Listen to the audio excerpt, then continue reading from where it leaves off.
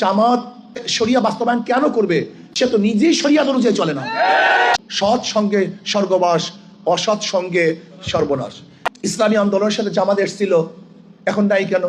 On box policy কি হলো? On box তো এখনো আছে, কিন্তু যারা ইসলামের নামে শরিয়া কায়েম করবে না, এরা ইসলামী আন্দোলনের সাথে কোনোদিন ঐক্যবদ্ধভাবে চলতে পারে না।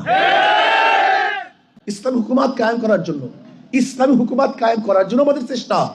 আর আমি যদি বলি আমি ক্ষমতায় গেলে শরিয়া আইন বাস্তবায়ন করব না, এর চেয়ে বড় ধোঁকা দুনিয়াতে হতে পারে না। এর চেয়ে বড় ধোঁকা দুনিয়াতে হতে পারে না। অথচ আপনি বলবেন ইসলাম কায়েম করবেন না, শরিয়াত বাস্তবায়ন করবেন না, আমার চেয়ে বড় ধোঁকাবাজ দুনিয়াতে হতে পারে না। ইসলামী আন্দোলন বাংলাদেশ ক্ষমতার জন্য রাজনীতি করে না, আল্লাহর জমিন আল্লাহর হুকুমতকে কায়েম করার জন্য রাজনীতি করে। শরিয়া আইন বাস্তবায়ন করতে চায় না, নাম দেয় ইসলাম। এর চেয়ে বড় মুনাফিক এবং ধোঁকাবাজ গোটা দুনিয়াতে থাকতে পারে।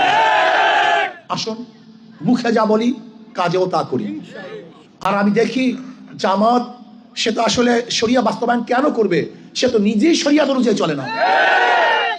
তার লিডাররা অহরহ বিপর্দা মহিলাদের সাথে সব জায়গায় খোলামেলা। আশ্চর্য বিষয়, যে ব্যক্তি নিজেই শরিয়াত মানে না, সে শরিয়াত বাস্তবায়ন করতে পারে না। আল্লাহ পাক বলেন শরিয়াতের ইত্তেবা অনুসরণ করতে, আর আপনি বলেন শরিয়াত বাস্তবায়ন করেন। প্রচলিত আইনে দেশ চালাবেন। তা প্রচলিত আইনে দেশ চালালে আওয়ামী লীগ দোষটা কি করছে? বিএনপি ক্ষতিটা কি করছে? জাতীয় পার্টি বিরোধিতা কেন করেন? কমিউনিজমের বিরোধিতা কেন করেন?